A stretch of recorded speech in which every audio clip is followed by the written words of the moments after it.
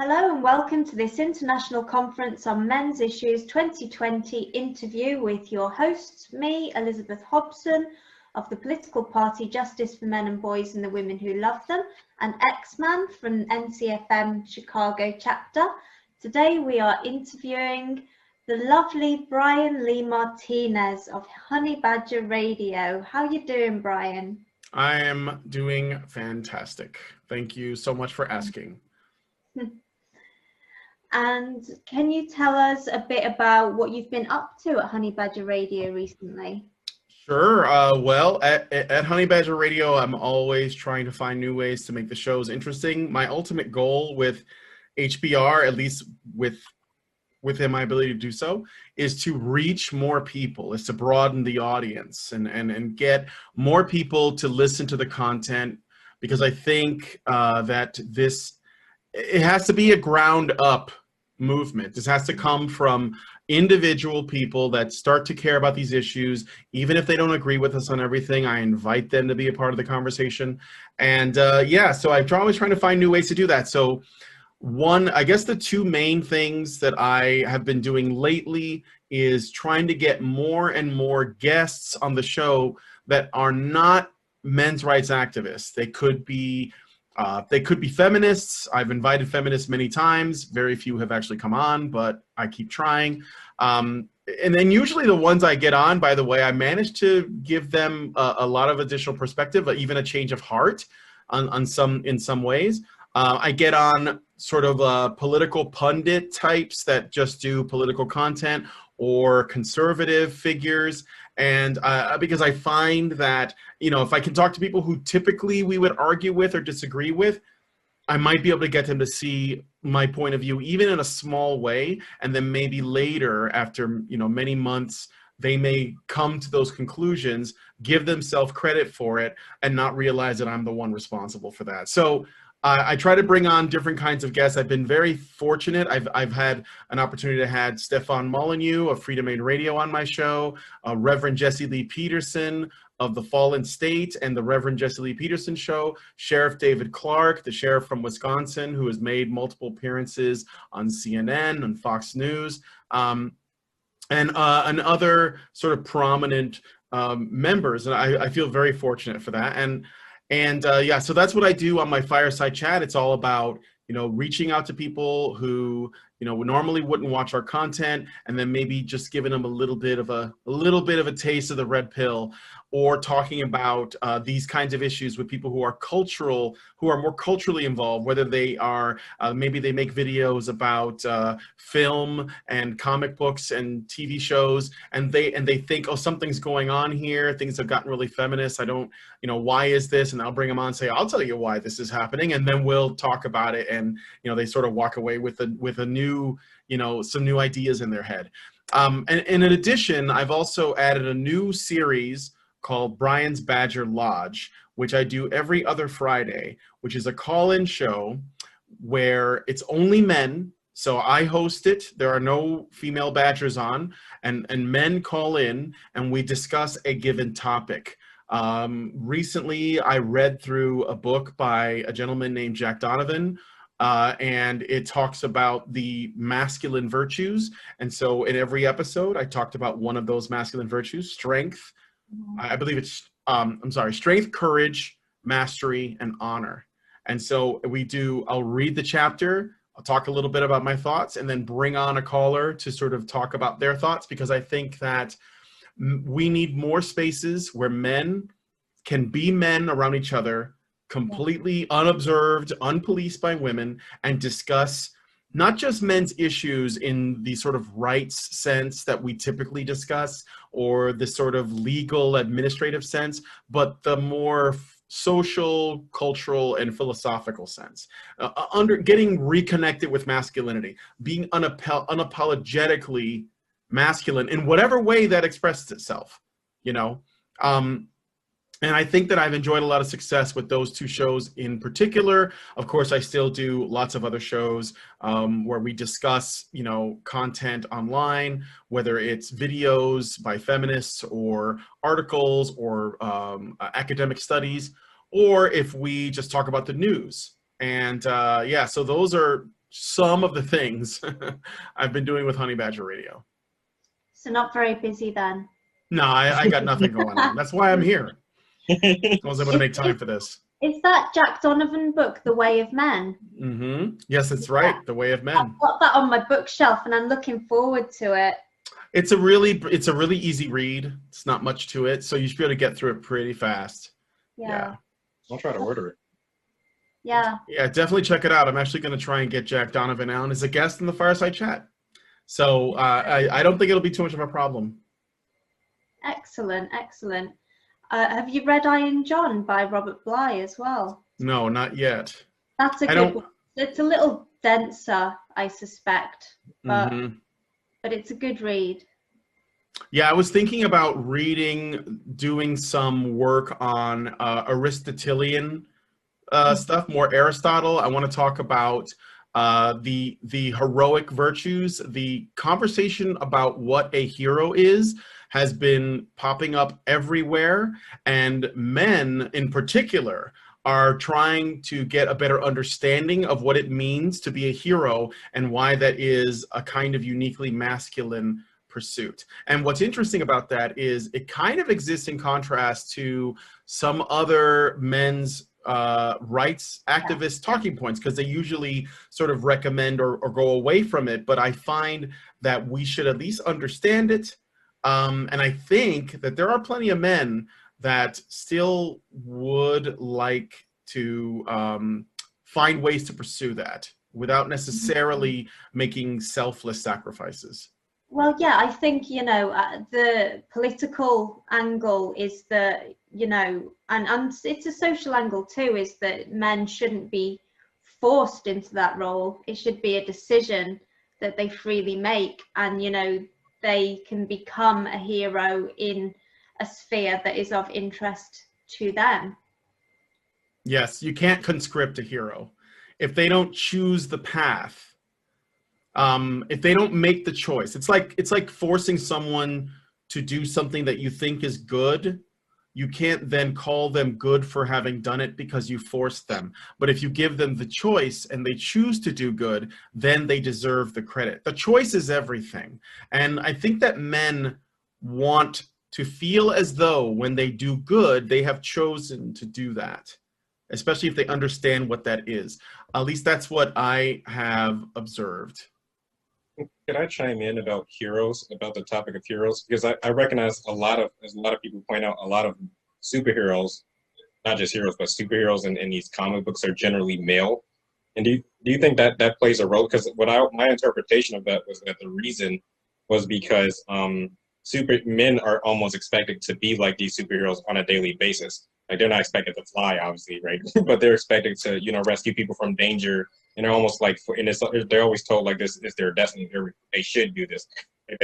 You think like a lot of men like probably relate to that because they feel like this is what they have to deal with every day. Like, everybody expects them to just save. They just expects them to do things and step up in a line of danger, you know? Yeah, absolutely. I think that's true. It's even older than superheroes. You can go back to the earliest stories of self-sacrifice for the greater good, and they will always involve a man. Now, obviously, this doesn't mean that women can't do it, but in general, it is the space that the reason why we told the stories involving men was because we were kind of telling them, this is the kind of thing we expect from you. And if you do these things, we will think of you in the highest terms, right? If you want to be remembered in epic poems like Beowulf, then you will behave in this way. And it's a way of living forever. And it's like what men, I think that men, if they don't feel like they can do it, they do romanticize about it. They find it to be a very appealing thing. And so I think that the sort of superhero thing that you're talking about, it's sort of just the modern incarnation of those stories told over and over that reinforce those ideas. And without getting too like off on this tangent, there is a narrative about women as well. And I think that it's gotten lost because the way we tell stories now, essentially what they do is they just take women and put them in the male story, and they just swap the genders, but nothing else changes. And you find that what often happens is you have a character that men and women can't really relate to, but they kind of force themselves to do so. But there is I guess the hero story for men is not an absolute, but it is something that men in general resonate with. And there is also a female version, and it's like a rule I learned. You know, I'm an artist, and when I took, I remember when I took anatomy and life drawing classes, I would try to sort of put my own spin on my style into what I was drawing. And our instructor, and all of my classmates would do that too. And the teacher had this saying, you know, he would say, "You cannot bend the rules unless you know the rules." So that you must know the rules, and then you can bend the rules. And when you know the rules and bend the rules, it actually is a lot more natural. It makes more sense. And so I think in terms of the way in which we visualize heroes in our stories, we have forgotten what the rules are. So when they get bent, it's all completely out of whack, and none of it really makes sense. And people are kind of, you know, they want to be entertained, so they kind of force themselves to enjoy it, but there's always something in their head saying something about this doesn't make sense. And it's really because it's being used as a tool to sort of push an idea that gender isn't real and that men and women are interchangeable, and there isn't something that is essentially masculine or essentially feminine. And while it might sound like I'm making the argument that men have a role they need to fill and women have a role they need to fill, I'm not. What I'm saying is, if men choose that they want to live a certain life that happens to coincide with an expected path, and women do the same, I think they should have every right to do that. And I think there is something natural and appealing for it. And if it just so happens that most men go down that road and most women go down the road that is typically set out for them, I think that is just a natural outcome. And there will always be outliers. You'll always have, you know, your occasional Amelia Earharts, or your occasional Isaac Newtons, but in general, you know, that's probably going to fall in the way that it does. And I don't think we should discourage that, because I don't believe we should be socially constructing people, as it were. No, absolutely. I don't think it's efficient, and I don't think it's moral. You know, yes. I don't think that we are happy when we are pushed off the natural course. And, you know, I suppose with all this talk of heroes, you know, what I'm thinking of is about archetypes. And so there's a great paper by Martin Seeger and John Barry, and were there a few other authors? I can't remember now, but it's from the Palgrave Handbook of Male Psychology and Mental Health. And they so they say that the idea that, you know, of the blank slate theory is a political fashion, not a scientific theory, and that we need to view masculinity in particular as being based on archetypes rather than stereotypes, because stereotypes can be fixed. You know, if they're not right, we can fix men. Men are too stoic, let's fix that, you know. Whereas archetypes are much deeper in us, you know, and we know they are because they are across cultures, like you said earlier. You know, we see the same patterns and characters and journeys cropping up throughout the religious texts, throughout the folk stories, throughout modern kind of, you know, the Marvel Cinematic Universe and all of that. You know, it's all the same stuff over and over again, and it begs the question, why won't we just accept it and meet men where they are? And, you know, like you say, there is always going to be outliers, and everybody should be free to outlie as far as they want, but we do need to accept that stereotypes are kind of generally based on something pretty true. There is, yeah, exactly. It's like the outliers can be admirable for obvious reasons. Marie Curie, admirable, right?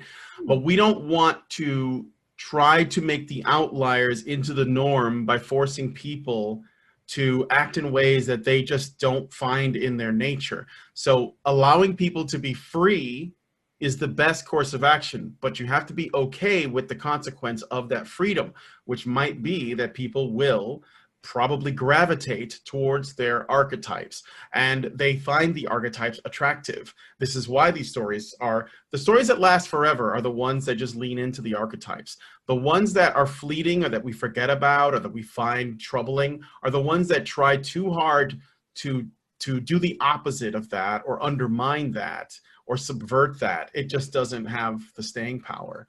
People will look back on that and say, I don't understand what is happening here. It's almost ironic, you know, we hear a lot about like how we feel like we're trying to get rid of these social constructs about traditional femininity and traditional masculinity, and it looks like now we're just forcing another construct. Like we are, like we just went from one construct to the other. I mean, it doesn't look like it really helped per se. Yeah, it's funny that the idea that something is a social construct makes it moot when feminism itself is a social construct. So it's like, if you see the things that you dislike, which are clearly not social constructs, but they are the product of many, many years of evolution, most of which was sexual selection. So most of what the world is today, the world of men and women is today, is something that women have created. They have sexually selected for it. They have raised children to value certain things in women and value things in their own masculine nature and in the girls that they raise, to say this is what you want in a man. And over like countless generations, we are here, and you can go into any country anywhere in the world with very few exceptions and find that women in those countries in general want the same things from men, and men want to give the same things to women.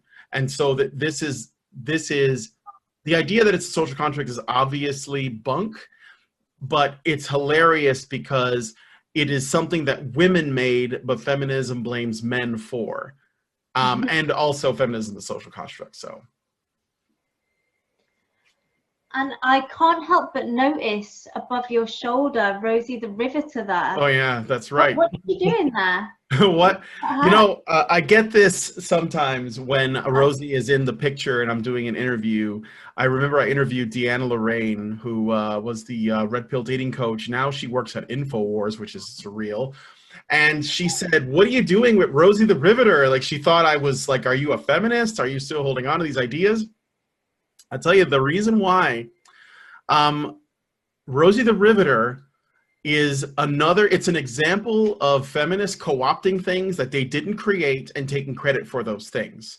Rosie the Riveter is not a feminist symbol.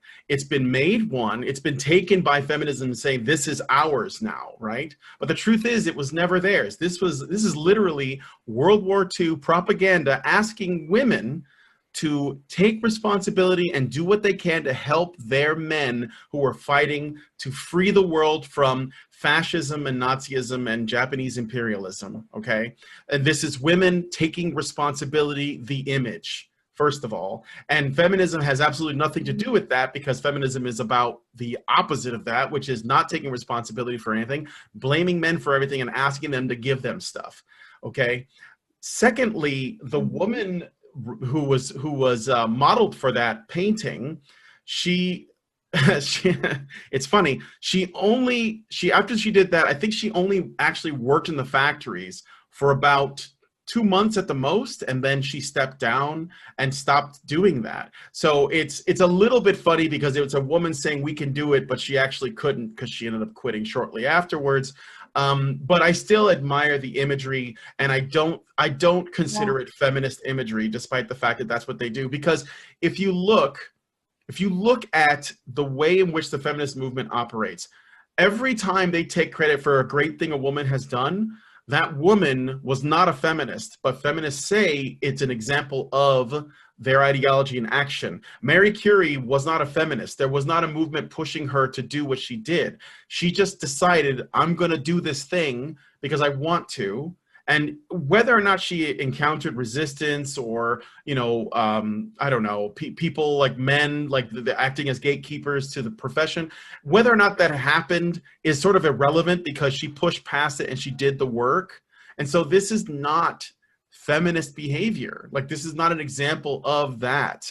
It's just sometimes there are women and sometimes there are men that go above and beyond and do something that, you know, regardless of whatever the social norms might be, regardless of what is expected of them, and they just behave in an abnormal way, and they get abnormal things done. And feminism wants to take claim for that, but they shouldn't, because that woman would, if you could get in a time machine and tell Amelia Earhart that what she is doing is because of feminism, she would laugh at you, because what she is doing is because she is doing it. She is an individual. And I think that that should apply no matter what. Like, I don't take personal credit for anything that a Latino man does, if it's a great deed anywhere in the world, because I had no impact on that, and he has no impact on me. It's just an individual that is extraordinary and doing an extraordinary thing. So that's basically my reasoning on why I have Rosie the Riveter literally next to Bruce Lee, which I know you can't see, but there's a Bruce Lee poster right next to it. And it's over here to the side. Here, maybe I'll give this a tilt so you can see that, yeah, Bruce Lee is right there. And that's a Labyrinth with David Bowie. So, you know, I'm kind of all over the spectrum, you could say. All the genders are represented. And like you know, also to point out, you know, feminists, people forget about there was the early feminists were part of the White Feather campaign idea, which is where they were trying to get men to go to war. They weren't trying to get to go to war themselves. They were trying to get men to go to war, you know, so, to protect them. And that was their definition of female empowerment, getting men to do things, you know, not them actually saying, okay, well, as a woman, we want to go to war. That was them saying, hey, we want the right to vote, like men do, but also not only do we not want to go to war, we're going to pressure men to making sure they go to war. If not, we're going to shame them for not going to war. So, well, yeah, I mean, when the Women's Social and Political Union gave up their activism for the war effort and took on the White Feather campaign instead, you know, they were handing feathers not only to boys but also to working class men. Well, working class men didn't have the vote. Yeah, and to injured and wounded veterans as well. They were really passing out to anybody, almost as an immediate. People were wounded and couldn't join. They would pass it to them, you know, just to force them to join. It's crazy. Yeah, it's like how could Amelia Earhart be a representation of feminism? She was actually trying to do stuff as a woman. She wasn't trying to get men to do something for her. Exactly. And you know, it's funny that, like, it seems like I do care a lot about this sort of symbolic stuff, because I think that okay, so settling the legal problems that men face and the political problems is absolutely crucial and important. But my belief is, if we don't change the culture, if we don't change people at the bottom level, at the grassroots, and get them to look at not just men, but men and women and the dynamic between them in a completely new way, where they actually acknowledge the ways in which not just that women can be bad, but that women have power, that women actually have tremendous power to affect the world and to affect men and to affect each other in the same way that we believe men have that power, and that men can occasionally be victims of women's behavior, and as well as seeing them as victims of other men's behavior. Because right now, when we look at a situation where a man is harmed by another man, we only see the man doing the harm. We don't necessarily see the man being harmed as a victim.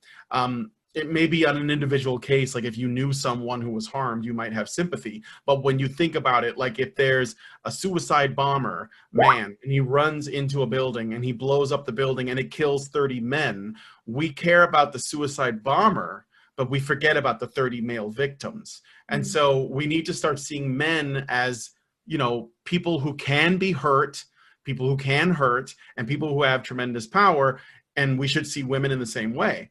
And when we do that, the thing that I think is most interesting is women are, despite the fact that there's tremendous misandry in our media, in our academic spheres, online, in our culture in general, so much so that people don't generally see it, women are far more unhappy than men in general. And the reason for this, I believe, is that it's not as bad to feel like the world doesn't care about you when you're used to it, because you feel like your life has meaning outside of that. Like if you know that you have the power to be a really bad person, then you know what you need to do to be better, and you work at that, right? So as a man, you might know, well, look, as a man, you know, you're stronger than women, you can harm them, you should be careful, you should try to do best for them. And men want to please women, so they live that way, and they actually maybe like slightly less satisfied than they have been in previous decades, but they find that their life is more gratifying if they're doing what they think is right. Women are told that there is absolutely nothing that they need to do, and that they're perfect just the way they are, and they don't have any work to do, they don't have to work on themselves, and their actions have no meaning.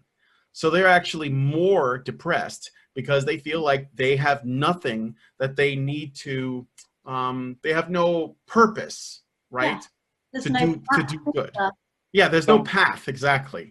They can just live however they like. And I point out that after so many decades of feminism, womanhood has almost become like a brand or something you sell, less of an actual expression of your character, and almost more like a brand. I showed there was this like advertisement for when the Captain Marvel film was about to come out. There was an advertisement, and the first advertisement, it was kind of funny, but it literally just had the words women. The word woman. Oh, it just said the word woman on it? Yeah. Coming from the screen, and that was the advertisement for why you should buy the film. And it's like, of course. Yeah, but that's true though, because that's the thing, like the way in which women are presented in our media. And this is the thing, like to some degree, one could argue that women face a kind of systemic discrimination, but it comes from feminism. It basically takes away their individuality. It makes them a part of a larger collective known as women. And any woman that is impacted in a positive way or a negative way, all women everywhere have to essentially embody that thing. So it makes women unhappy for this other reason as well. For example, if a woman is raped somewhere, then feminists tell all women that that woman is you, and you have to feel the way that she feels because she experienced this terrible thing, and you could experience it too at any point, and you should live in fear. If a woman is successful, like say, you know, oh, like we're gonna have, you know, the first female vice president, all women are supposed to be happy for her and think of themselves as becoming vice president. But they're not really going to become vice president. They're just going to be women that are sort of living vicariously through this other person, and ultimately it won't make them happy. It's going to make them empty because they aren't being told or asked. Nothing is being asked of them. So they're just sort of like, I'm on social media, I'm a woman. That's all they have. And it's really unfortunate, because if you told them, well, actually, ladies, you have a tremendous amount of power to affect men, to affect women, to affect your life, and your choices matter, and your agency matters, and being held responsible for your actions matters, those women could actually find a tremendous amount of meaning in their life, because all of a sudden they realize that if they stand up for someone on social media, it matters. If they do it for a boy, or if they decide that, you know, they want to start some kind of movement, you know, online, then it gives their life meaning, and they become responsible for people, and they become accountable, and it actually makes them more fulfilled. So anyway, I think this was a really long answer to a question that I've forgotten, but essentially I feel as though changing the culture from the bottom up is the way forward, because you want more people to feel as though their actions have meaning, and that if you tell them, well, look, here's half of the population, and many of these men are in pain, and you can help them. Because when women speak up on behalf of men, the world listens. And I think that women could take some solace in that knowledge. Yeah, and just one last input. I was just gonna to address what you were saying. Yeah, and when feminists say, you know, when they try to use the patriarchy theory to explain why men are getting hurt by saying, well, men control the media, men control the politics, I always remind them it's not politicians run. You know, they run campaigns and they run their country based off of the culture that they live in, not the other way around. They don't promote the culture. The culture tells them how to run and tells them what to do, how to run a campaign and what to do. You know, the media writes stories and movies based off of the culture that we live in, not the other way around. Absolutely. So changing the culture would definitely help as well. Well, exactly, because people who work in entertainment, people who work in the media, who raises them? Women do. Where do they get their education? In academia. Who runs academia? Well, women do. I mean, men may be principals and deans, but the people who actually teach the ideas are overwhelmingly women, and overwhelmingly feminist women, by the way.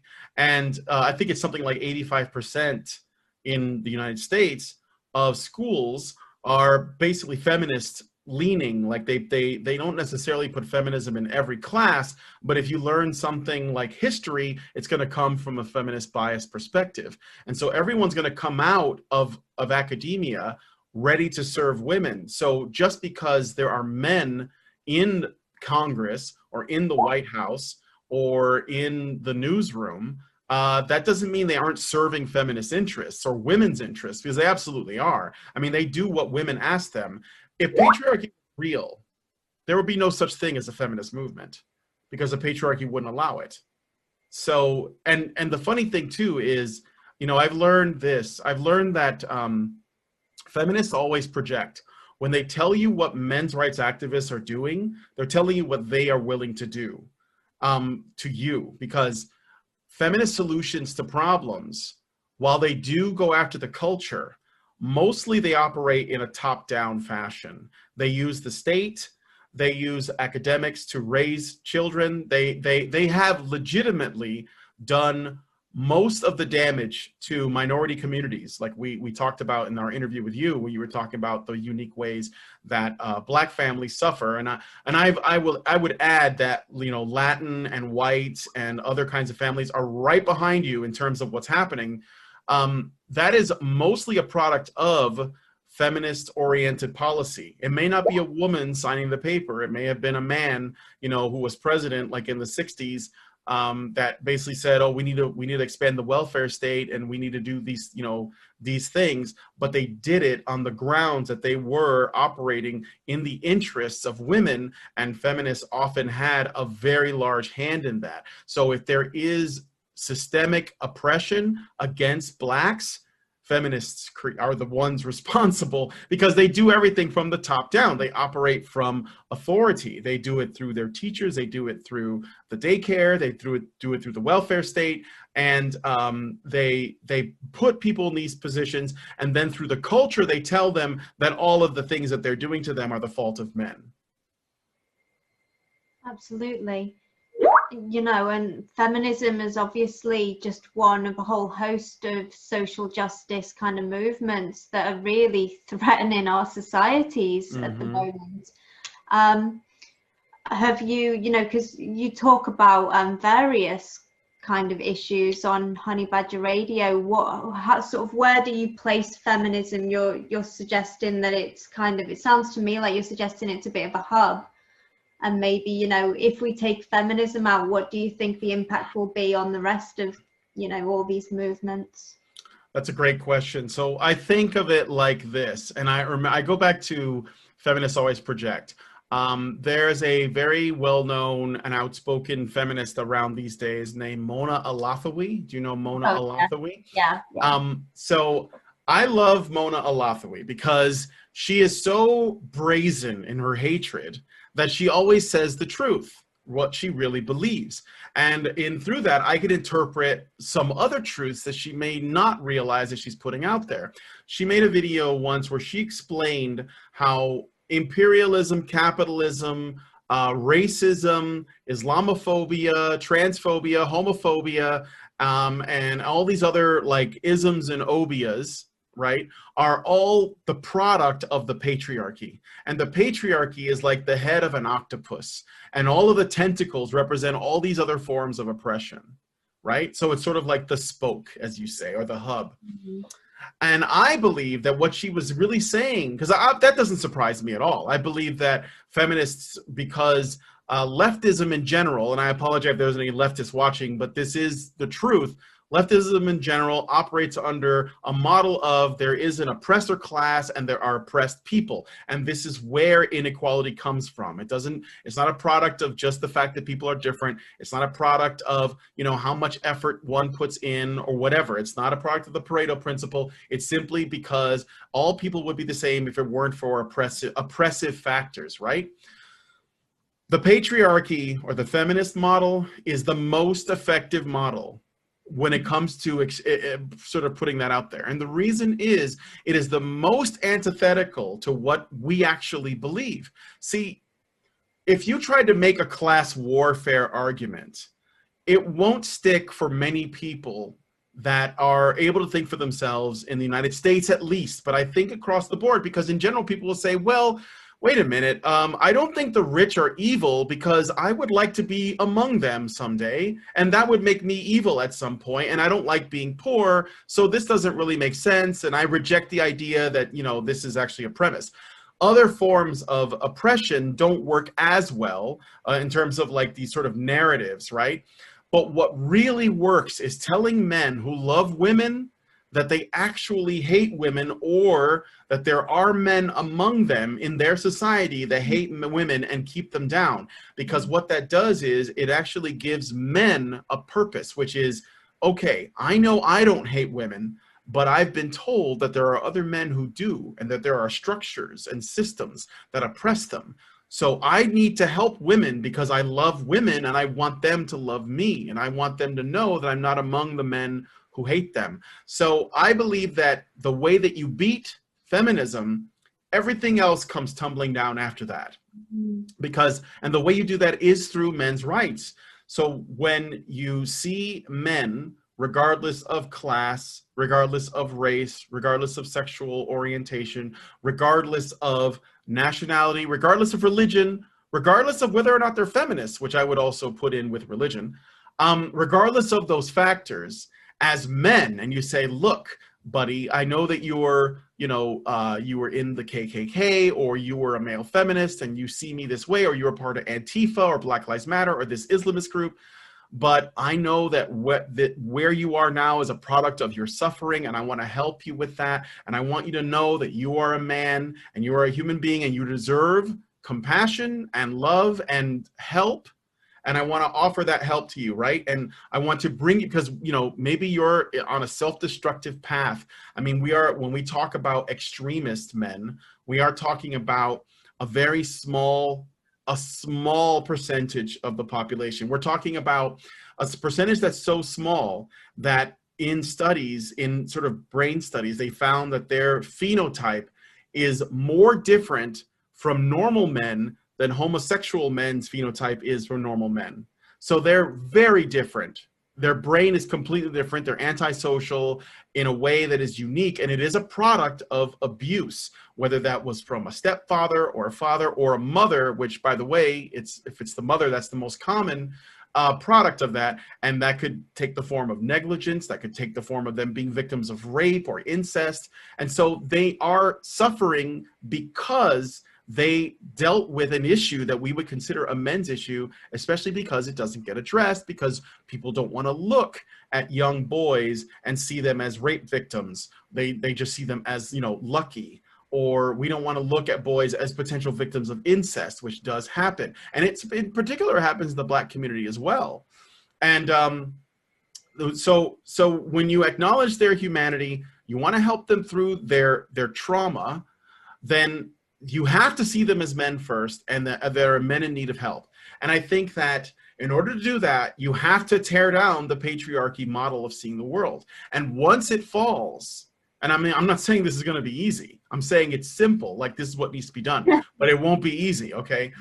I think that when families are intact and fathers are back in the home, and the family unit to whatever degree it is, you know, I don't mean nuclear family, and I'm not making a tradcon argument here, but families are necessary. I don't think there's an alternative model that is more ideal than mother, father, children, okay? So if you restore that to the capacity that it can be with a man and a woman that are voluntarily together and they're working together to raise a strong family, you will find that no other kinds of class-oriented grievances will work on their kids because they're too busy being part of a happy family to try to find something outside of that circle to blame for their problems.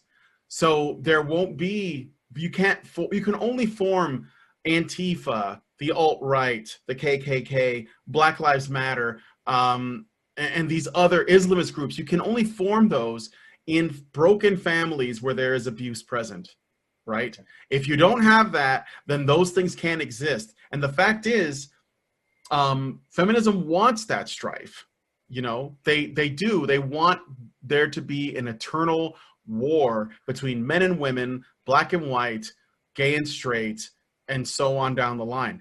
And if you restore the family unit, I'm telling you, that stuff will melt away to almost vanishing. Mm-hmm. But and the only way to do that is to acknowledge men's humanity and that they are a positive force in the world, and that women have a responsibility that they should be glad to undertake to make that happen and work with men instead of fearing each other. That they have to recognize that, you know, that we're part of a whole. So. Yeah, that was a good point you brought up about the political left, about the idea of there's an oppressive class and there's an oppressed class, you know, the way they operate. And I noticed very recently, around like 2013, 2014, the men's rights movement was getting a lot of traction on the internet due to a lot of female MRAs and male MRAs working together. And it was getting a lot of traction, and then it became an immediate like staple of hatred from the left, where the left like started. There's a lot of left-wing channels. I know the Young Turks started when they started trying to invite Karen Strawn on their interview, and they started trying to attack her. And then there's other progressive groups, you know, like Secular Talk and all that. And they started like antagonizing the men's rights movement like viciously. And what's interesting is that their antagonism, their defense for feminism, and their antagonism against the MRM is almost like a complete contradiction to everything else. To everything else they would talk about, because they've always held up this standard of like being this human rights like side where you have to join a side based on human rights principles, and yet on grassroots principles, and yet here they are using a corporate feminist group, promoting a corporate feminist group and fighting against the men's rights movement, you know.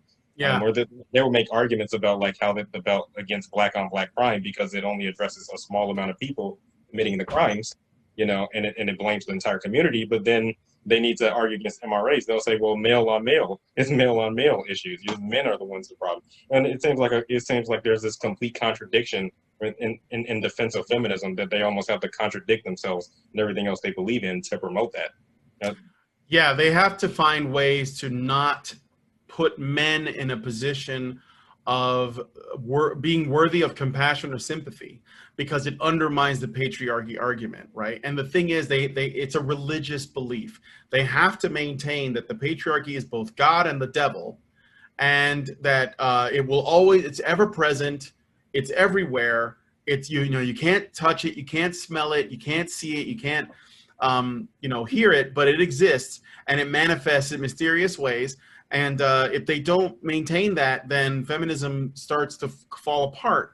And so whenever something happens that's a legitimate men's issue, they try to, this is why intersectionality is the big thing, right? With feminism now, it's intersectional feminism is the current form, where they basically, and this is what feminism always does, and it's the Rosie the Riveter, they co-opt other things and they say that it's theirs, because the feminism's number one goal is to maintain its own legitimacy, is to maintain its own relevance. It has to, it's a business, and business is good and has to stay in business forever, right? It has to. And the only way you can do that is if you use these leftist principles. You have to basically keep saying there's an oppressor, there's an oppressor. That's why Mona Alathawi says patriarchy is the head of the octopus and everything else is just a tentacle. Because the patriarchy cannot be beaten in their own like holy texts, as it were, right? So yeah, I mean, their whole thing is they have to maintain legitimacy. I'm reminded of there are some leftist MRAs, and I don't agree personally that these things are compatible, but I don't give them any guff for it. I'm friends with them. I say, you know what, maybe your way will work. I'm not gonna argue against it. But the case that I've heard them make, I know this one guy is a pretty far left MRA actually, and he made a video explaining why he believes the men's rights movement should be on the left. Like it's actually, that's where it should live. And his argument was that, in part at least, was that civil rights causes have traditionally been on the left, and this is like the reasoning behind it. But I differ on this for this one reason. I think this is important. That's why I'm bringing this up.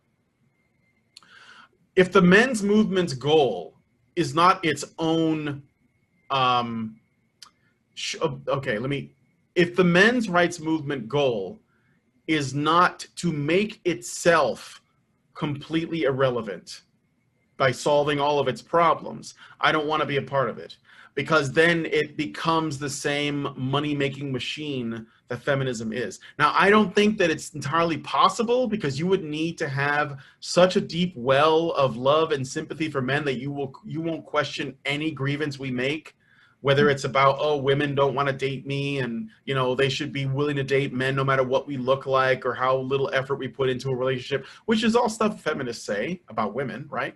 But I just don't want it to turn to a grift. And I think that in general, we should be fighting really hard for our irrelevance when the time comes. And I don't think that's the way leftist causes work. I think that you would have to see the world as there is an oppressed class and there is an oppressor class, and I'm fighting for that class. And they generally don't walk away from that stuff. So I'm happy. It's a good thing that the men's rights movement is generally politically neutral. Like, they only address politics if it's specifically relevant to men's issues. And that I always maintain that that's how it should stay, because as we see, the side effect of this, the civil rights movement was an independent group until, once John F. Kennedy started signing the civil rights bill, they started, and it's like they're almost beholden to the left. You said you have civil rights activists sitting there celebrating Joe Biden presidency or Hillary Clinton. And as I've written an article about Joe Biden, his long history of anti-black policies, but the civil rights movement and anti-male. Anti-male policies. In particular, anti-male, actually, but yes, the Violence Against Women Act he's nearly the king of incarceration, which is what a lot of things that the civil rights movement has argued against for a long time. And you have those people out there celebrating, Joe Biden's campaigns and the Hillary Clinton campaigns, even though they're big portions of that. And it's because they're beholden to the left. They have to promote whatever goes, and that's why I don't want the men's rights movement to ever go down that route where we have to promote something even if it's against our own interests. I 100% agree. I always say that the men's movement, like men's issues as a topic, should not be partisan. It shouldn't be. However, that being said, I think the left makes it a partisan issue because they force us into this. This is why they always call us, right-wing, conservatives, far-right, alt-right, etc. They're trying to position us in on the chessboard. They're trying to say this is where they sit. And I think that ultimately it's just about what are my values, what are my principles. And if you believe that puts me in the right, then I guess that's where I am. But I'm not making this into a partisan issue because it shouldn't be. I mean, to be honest, most of the MRAs I talk to are somewhere on the libertarian kind of spectrum, and have left policy or, agree with the left in some ways, in some policies, agree with the right in some ways, in some policies. But, of the left, the establishment left seems to be handing men's rights, equality, compassion for men to the right. Which strikes me as bizarre, but if that's what they're going to do, then that's who we're going to have to vote for. Well, I think that they think of it in a tactical way because you see they have in their head the right is evil. So if we make the men's men's movement into a right-wing thing, then we'll think of them as evil. But, you know, I got to go back to what I was saying in the beginning when you asked me like what I've been up to on the fireside chat. I invite left-wingers, I invite right-wingers, I invite centrists on my show. And the right-wingers consistently come on. And I think that they are more and more open to these ideas, even if their solutions might be a little different. Like Jesse Lee Peterson comes at this from a religious angle because he's a reverend and he's super conservative, but he does acknowledge men's issues exist. And so he is willing to talk to me about them. You know, I'm with you. I tend to be very libertarian, and I'm really against authority. And this is why I believe that, you know, men's issues is, if you look at the issues and what the possible solutions are for them, most of them actually involve men being free from the government, not like served by the government. And I think that that's another one of the reasons why feminists hate us too, because if we worked with them, they would simply use it as a means to co-opt the movement. I mean, here's something kind of scary. So Dr. Warren Farrell has been pitching a White House Council for Men and Boys for some time, and he's been trying to get this started, and he wanted to work with the presidency to do so. This is technically a top-down solution. He wants to use, you know, the government to solve a problem for men. And during the Democratic primary debates, when we were still trying to figure out who the Democratic nominee was going to be, Warren Farrell interviewed several Democratic candidates: Cory Booker, Andrew Yang, you know, Beto O'Rourke, the list goes on, right? At the time when he spoke to them, they were excited for the project. Oh, this sounds good. You know, let's talk later. Yes, I really care about men and boys. And he would say, here's my book, The Boy Crisis, etc. You know, but when he followed up later on, they said, I'm sorry, we can't help you, because if we did, then we might lose the feminist vote and the single mother vote. So it wouldn't be in their best interest.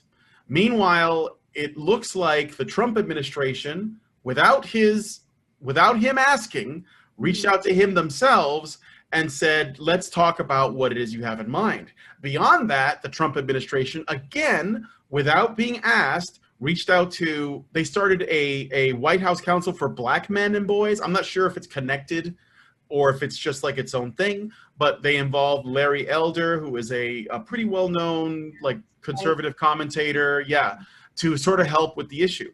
So ultimately, if our goal is to get people, no matter where they are politically, to listen to our arguments and perhaps provide some help, then I don't care if they come from the right.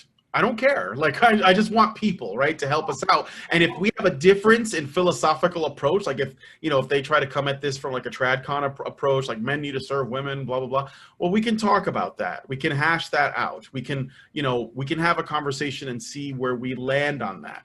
But here's the kind of scary part. Because he decided to do this top-down approach and it looks like something is happening, I have a fear. If Joe Biden is made president, he is either going to dissolve this whole thing, or worse, he's going to turn it into a feminist project. And if it becomes a feminist project that becomes a White House Council on Men and Boys, they will completely alter the narrative and make it all about toxic masculinity and patriarchy theory and all of these other structures, and it ultimately result in more problems. And this is exactly what they want, because then they can say, oh, looks like we need more money. The patriarchy is worse than ever. So this is kind of the reason why the top-down approach, while it can have some utility, I think it's dangerous, because as soon as the administration changes, and this doesn't matter what country you're in, then, the status quo changes. All of a sudden, you could lose all the work that you've done. Yeah. Unless you've gone from the grassroots with people. Sorry, go on, X-man. Oh no, I was just gonna address, like, I find it very like shocking, like how simple talk of men's issues, like completely like shook up the entire political spectrum. You know, it always had like this love-hate relationship with the rights addressed on men's issues, because there's some people who genuinely just want to talk about it, and then there's other people who are using it because they just think that'll help with their war against the left. Or some people who are just reactionary. You know, there's a lot of right wingers who literally start these it's okay to be white campaigns because they hate the idea that black movements exist. And they think the men's rights movement is going to help with that too, you know. But they think it's just a reactionary situation. They think that helps their cause. But there's also right wingers who actually do address men's issues, and you know, so it's kind of weird, you know. It's like the left and the right both have areas where like their philosophy could actually address men's issues, and they always end up either addressing it from the wrong way or just not addressing it at all. You know, it's just weird how this whole talk about men's issues really shook the political spectrum. Yeah. Mm-hmm. Elizabeth was going to say something. I was just going to jump in and say, you know, the only way we can prevent the systems changing radically when new kind of, you know, officials are elected is to ensure that the general public will absolutely not tolerate, you know, the kind of misandry, and it's the grassroots thing. You have to move the Overton window. So you have to basically change what people consider normal and how we treat men. And this is another catch.